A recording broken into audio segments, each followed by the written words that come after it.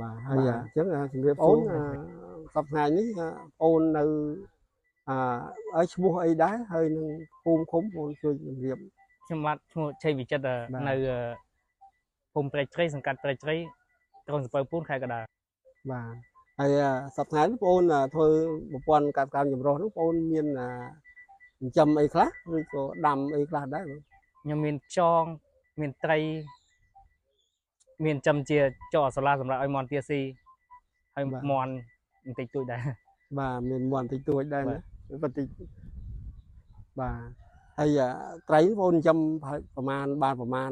តង់ប្រមាណសានិយាយទៅនិយាយក្បាលហ្មងហើយប្រមាណក្បាលបើគិតជាក្បាលវាច្រើនក្បាលហើយបាទព្រោះមូលហេតុអីខ្ញុំចំត្រីគិតជាគីឡូមក1គីឡូទៅវាមានប្រមាណនេះត្រីកូនត្រី1គីឡូវាមាន260 270បាទហើយក្នុងតង់នោះវាមាន40គីឡូបាទបើគិតជាក្បាលវាច្រើនក្បាលបាទច្រើនក្បាលហ្នឹងហើយការឥឡូវសួរថាការចិញ្ចឹមត្រីនេះបងមានបញ្ហាអ្វីដែរឬមួយក៏បងអូនធ្វើទៅបានជោគជ័យល្អឬក៏ជួបបញ្ហាអីខ្លះដែរសម្រាប់ត្រីខ្ញុំចិញ្ចឹមដូចជាមានបញ្ហាបងអូនចិញ្ចឹមបានល្អហើយចុះបញ្ហាការចិញ្ចឹមមាន់វិញយ៉ាងម៉េចដែរបញ្ហាចិញ្ចឹមមាន់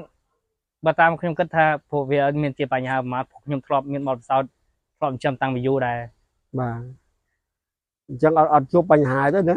បាទទាំងទីផ្សារទាំងអីក៏អត់មានបញ្ហាដែរមាន់ណាបាទ